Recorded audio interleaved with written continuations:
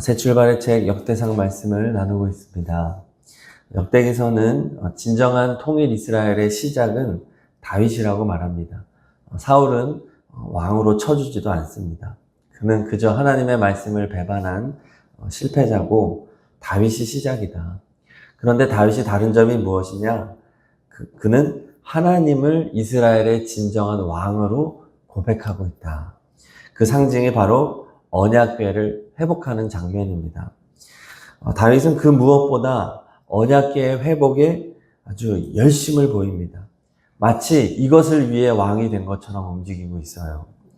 1차 언약궤 이주 실패에도 불구하고 3개월 만에 완벽하게 자신의 잘못을 다 파악하고 그 짧은 시간 동안에 많은 준비를 거쳐서 율법에 근거하여 언약궤를 이주 성공합니다. 우리 16장 1절을 읽겠습니다. 하나님의 궤를 메고 들어가서 다윗이 그것을 위하여 친 장막 가운데 두고 번제와 화목제를 하나님께 드리니라. 아멘. 미리 예비해둔 장막, 이제 성막의 양식을 따랐을 것으로 보이는 이 장막의 언약궤를 정성스럽게 안치하고 안치하자마자 다윗이 한 것은 번제와 화목제를 드린 겁니다. 예배죠. 번제는 제물을 다 태워드리는 것으로서 예수 그리스도 십자가 대속의 은혜로 죄 용서함을 받고 하나님에게 다 태워드리는, 자기를 부인하고 온전히 하나님께 복종하는 것이 바로 이 번제입니다. 또 화목제는 일종의 감사제죠. 하나님의 은총과 구원에 감사드리면서 하나님과 사람 사이, 사람과 사람 사이에 화평과 교제를 나누는 제사가 바로 화목제입니다. 그래서 화목제 제사는 드린 다음에 제물을 제사장과 예배자들이 함께 나누어 먹습니다. 그래서 마을 잔치를 벌이는 것이죠. 함께 먹으며 서로 주님 안에서 하나 되고 화목하고 친교하는 시간이 바로 이 화목제 제사에 담겨져 있는 중요한 메시지입니다. 그래서 다윗은 백성들에게 음식을 나누어 줘요. 우리 3절을 읽겠습니다. 이스라엘 무리 중 남녀를 막론하고 각 사람에게 떡 한 덩이와 야자열매로 만든 과자와 건포도로 만든 과자 하나씩을 나누어 주었더라. 네, 이것이 바로 화목제 제물을 나누어 먹는 모습을 상징하는 겁니다. 하나님의 은총 아래서 모든 백성이 하나가 되는 시간, 함께 식탁 교제를 나누는 시간, 통일 이스라엘의 진정한 모습, 하나님을 예배하고 또 번제와 화목제를 함께 드리고 지금 음식을 나누어 먹으며 거대한 성찬식을 하는 것입니다. 예수님의 살과 피를 먹고 마시는 것이죠. 바로 이 순간을 위해 다윗이 언약궤를 예루살렘으로 옮긴 것입니다. 하나님을 왕으로 모시기 위하여, 하나님을 예배하기 위하여, 예수 그리스도의 대속의 은혜를 노래하고 진정한 화목함을 누리기 위하여서 지금 이 일을 행한 것입니다. 그러므로 다윗이 얼마나 그 마음이 하나님 보시기에 합하였겠습니까? 하나님은 다윗을 좋아할 수밖에 없는 것이죠. 우리도 마찬가지입니다. 우리가 속한 모든 공동체에서 바로 이러한 예배, 언약궤가 회복되기를 소망합니다. 예수님의 은혜, 십자가 은혜를 나누는 거예요. 얼마나 좋으냐. 우리 예수님의 은혜 얼마나 감사하냐. 그리고 주님을 향해서 우리를 기꺼이 태워드리는 자발적인 헌신, 이러한 모습이 있고 주님 안에서 함께 먹고 마시는 식탁의 교제가 있는 그러한 공동체가 되기를 소망합니다. 바로 천국인 것이죠. 예배 공동체. 자, 다윗은 백성들을 축복합니다. 2절을 읽겠습니다. 다윗이 번제와 화목제 드리기를 마치고 여호와의 이름으로 백성에게 축복하고, 원래 제사 후에 백성을 축복하고 제물을 나누어 주는 것은 대제사장의 직무입니다. 그런데 오늘 다윗이 대제사장의 직무를 수행하고 있어요. 이것은 하나님께서 일시적으로 허용한 것입니다. 하나님께서 이렇게 자신의 마음에 합한 왕에게 이것을, 오늘은 특별한 날이기 때문에 대제사장의 직무를 다윗에게 허락했다고 볼 수 있습니다. 다윗은 자신의 이름과 자신의 영광을 높이는 왕이 아니라 백성을 사랑하고 백성을 축복하는 진정한 왕의 모습을 보여줍니다. 백성을 섬기는 모습. 우리 예수님처럼 발을 씻겨주는 왕, 겸손한 왕, 진정한 왕의 모습을 다윗이 보여주고 있는 거죠. 자, 이어서 우리는 다윗이 집중하는 사역을 볼 수 있습니다. 4절을 읽겠습니다. 또 레위 사람을 세워 여호와의 궤 앞에서 섬기며 이스라엘 감사하며 찬양하게 하였으니. 자, 다 읽진 않았지만 8절까지 다윗은 레위 사람들에게 세세하게 찬양 사역을 분배합니다. 자, 언약궤는 안치되었죠. 백성을 축복했고 번제와 화목제 드리고 함께 음식도 나눠 먹었습니다. 자, 그러면 사실은 엄청나게 많은 걸 한 거예요. 언약궤의 이동부터 시작하면 지금 굉장한 그 행사를 치른 겁니다. 그러면 이제는 좀 그만두어도 될 때가 됐는데 다윗은 하나님을 향한 감사와 찬양을 멈추어서는 안 된다는 거예요. 그래서 7절부터 36절까지 무려 30절의 분량을 할애하면서 다윗은 감사 찬송을 올려드립니다. 아마 소제목이 감사 찬양 이런 식으로 되어 있을 거예요. 정말 다윗은 찬양의 진심입니다. 네, 찬양의 진심. 그리고 찬양에 미쳤습니다. 요즘 말이에요, 요즘 말. 언약궤를 옮길 때도 제사 드렸잖아요. 그렇죠?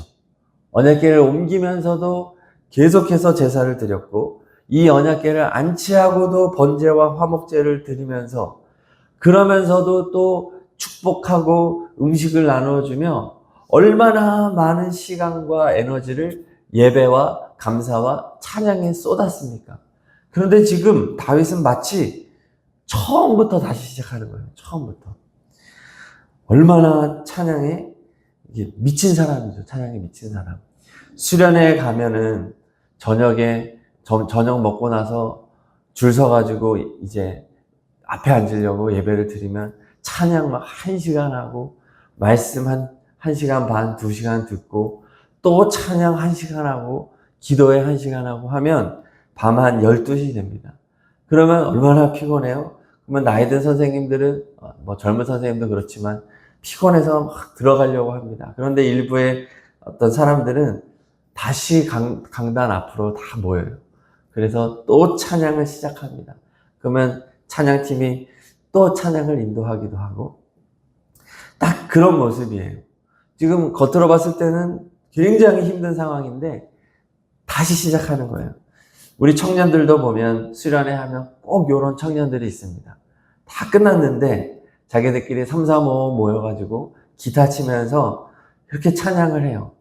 그러면 얼마나 웃으면서 같이 뭐 기타도 막 돌려가면서 이 친구 치고 저 친구 치고 그러면 이 친구들 찬양에 진심인 친구들이 있어요. 얼마나 좋아하는지 모릅니다. 뭐 계속하게 두는 거죠. 찬양하고 기도하고 찬양하고 기도하고. 다윗이 딱 그런 사람이었다는 겁니다. 자, 그럼 다윗이 무엇을 찬양하고 있는가? 8절과 9절을 읽겠습니다. 너희는 여호와께 감사하며 그의 이름을 불러 아뢰며 그가 행하신 일을 만민 중에 알릴지어다. 그에게 노래하며 그를 찬양하고 그의 모든 기사를 전할지어다. 아멘. 그가 행하신 일입니다. 그의 모든 기사. 우리는 하나님이 행하신 일들을 찬양해야 한다는 거죠. 자, 무엇을 행하셨습니까? 이제 몇 가지로 살펴볼 텐데 26절에 보니까 만국의 모든 신은 헛것이나 여호와께서는 하늘을 지으셨도다. 우리 하나님의 창조를 찬양해야 하겠습니다. 창조를 찬양하는 거예요. 그 다음에 31절에 보니까 하늘은 기뻐하고 땅은 즐거워하며 모든 나라 중에서는 이르기를 여호와께서 통치하신다 할지로다. 자, 하나님의 통치를 찬양하는 겁니다. 하나님의 다스리심을 찬양합니다. 이신론이라는 이론이 있습니다. 이신론. 이것은 하나님이 세상을 창조하고 빠졌다는 거예요. 뒤로 빠졌다는 거예요. 자연의 어떤 원리와 이런 것들을 다 부여해 놓고 하나님은 쏙 빠져서 그냥 알아서 하게 둔다. 자, 이것이 이신론이고 매우 잘못된 이론입니다. 하나님은 오늘도 변함없이 세상을 통치하고 다스리고 계심을 믿습니다. 그 하나님을 찬양하라는 거예요. 그 다음에 19절, 20절은 다 같이 읽겠습니다. 19절, 20절입니다. 그때 너희 사람 수가 적어서 보잘것없으며 그 땅에 객이 되어 이 민족에게서 저 민족에게로 이 나라에서 다른 백성에게로 유랑하였도다. 하나님께서 보잘것없는 우리를 택하여 주셨음을 찬양하라는 거예요. 이스라엘은 작은 민족이요 유랑하는 나그네였습니다. 그러나 하나님께서 어떻게 이렇게 작은 민족을 택하여 주셨는가 감탄하며 찬양하고 있는 겁니다. 우리도 마찬가지죠. 모든 인생은 에덴 동산을 벗어나서 유랑하는 나그네 인생입니다. 우리는 하나님의 선택받을 자격이 없습니다. 우리는 적은 자요 작은 자입니다. 그러나 그런 우리를 선택하고 불러주신 하나님의 은혜가 얼마나 큽니까? 그 은혜를 우리가 찬양하자 다윗이 말하고 있어요. 자, 35절 읽겠습니다. 35절 너희는 이르기를 우리 구원의 하나님이여 우리를 구원하여 만국 가운데서 건져내시고 모으사 우리로 주의 거룩한 이름을 감사하며 주의 영광을 드높이게 하소서 할지어다. 네, 이제 다윗은 구원의 하나님을 노래하자는 거예요. 구원의 하나님, 이스라엘의 역사를 통해서 이스라엘을 지금까지 지켜주시고 이방으로부터 구원을 베풀어 주신 그 하나님을 찬양하자. 또 다윗은 개인의 삶을 통해서도 수많은 사망의 골짜기를 통과하였습니다. 그러한 자신을 지켜주신 하나님, 구원의 하나님을 높여 찬양하고 있는 것이죠. 하나님은 구원의 하나님이다. 자, 이번엔 18절 읽겠습니다. 18절 이르시기를 내가 가나안 땅을 내게 주어 너희 기업의 지경이 되게 하리라 하셨도다. 아멘. 하나님께서 땅을 주셨다. 우리가 살아갈 터전을 허락해 주셨다. 이 땅에서도 허락해 주셨고 또 저 천국의 땅을 우리에게 약속해 주셨다. 그 하나님을 찬양하자 말하고 있습니다. 자, 또 33절 읽겠습니다. 33절 그리할 때에 숲속의 나무들이 여호와 앞에서 즐거이 노래하리니 주께서 땅을 심판하러 오실 것이미로다. 아멘. 다윗은 예수님의 재림을 소망하며 찬양하고 있습니다. 주님이 재림하실 때 예수님을 믿지 않는 자들에게는 최악의 순간이 되겠죠. 두려움과 공포의 시간이 되겠지만 주님을 믿고 있는 하나님의 심판을 알고 있는 자들에게는 예수님의 재림은 최후 승리의 날이 될 줄로 믿습니다. 그 심판의 날을 기억하며 소망하며 찬양하자 다윗이 말하고 있습니다. 자, 또 10절도 읽겠습니다. 10절 그의 성호를 자랑하라. 여호와를 구하는 자마다 마음이 즐거울지로다. 네.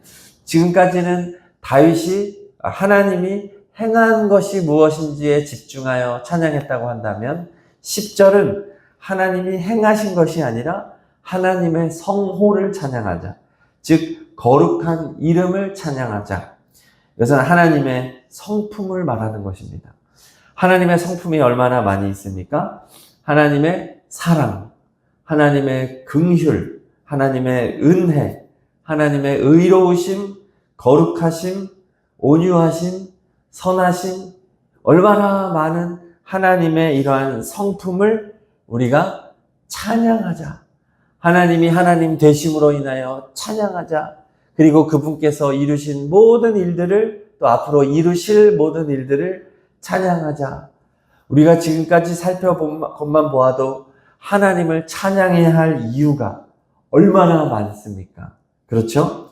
자, 그런데 솔직히 저만 보아도 내가 하루에 하나님을 찬양하는 시간이 얼마나 되나? 너무 부족하구나. 이것을 깨닫습니다. 저는 오늘 말씀이 저와 우리 효자교회에 주시는 하나님의 음성이라고 확신합니다. 우리는 하루를 보내면서 정말 오늘 다윗의 모습처럼 찬양에 진심인 사람이 되어야 되겠습니다. 찬양에 미친 사람이 됐으면 좋겠습니다. 네. 우리가 원망하고 한숨 쉬고 걱정하며 살아가는 것은 시간이 많기 때문이에요. 하나님을 찬양하는 진심이 있는 사람들은 그럴 시간이 없습니다. 감사해야죠. 찬양해야죠. 하나님의 창조부터 시작해가지고 심판까지 찬양하려면 이게 이 서사가 얼마나 많아요. 그것만 하나요? 하나님의 성품을 또 하나하나 생각하면서 찬양해야죠. 아, 하나님 너무나 선하세요. 하나님 어찌 이렇게 사랑해 주시나요? 하나님 참 자비로우시네요. 하나님은 의로우십니다. 이거 찬양하다 보면 하루가 바빠요. 그런데 우리가 자꾸 요 찬양으로 채우지를 못하니까 딴 생각하는 거죠. 원망하고 불평하고. 아, 찬양해야 되겠구나. 찬양의 진심인 사람들로 살아가야 되겠구나. 우리 이런 깨달음이 있는 이 새벽이 되었으면 좋겠습니다. 다윗처럼 온 마음을 다해 하나님을 예배하고 찬양한다면 하나님이 이렇게 기뻐하신다는 거예요. 하나님이 진정한 통일 이스라엘을 세우신다는 거예요. 그래서 저도 그래도 좀 뭔가 다짐을 좀 해야 될 것 같아서 저도 하루를 보내면서 낮 시간에 딱 한 타임은 피아노를 치든지 기타를 치든지 한 번은 꼭 찬양을 한번 해보겠다는 다짐을 한번 세워보려고 합니다. 정신없이 지내다 보면은 그냥 책상에 꼬부라져가지고 이렇게 설교만 하고 있는데 그러지 말고 찬양을 좀 해야 되겠다. 저도 이런 다짐을 해볼 테니까 우리 성도님들도 내가 어떻게 하면 찬양을 더 할 수 있을까? 한번 결단해 보시기를 바랍니다. 인생에서 정말로 후회하지 않을 선택은 찬양을 선택하는 겁니다. 찬양의 진심인 우리 모두가 되기를 소망합니다. 그래서 집에서 자녀들이 요즘에 왜 그래요? 무슨 일 있어요? 왜 자꾸 찬양을 불러요? 좀 바뀌신 것 같아요. 요 얘기가 나오면 이제 잘 가고 있는 겁니다. 그래서 자녀들이 부모가 찬양하는 것을 보고 크도록 한번 우리 만들어 보시면 좋겠습니다. 네. 찬양을 선택한 다윗. 우리도 그런 다윗처럼 되기를 바랍니다.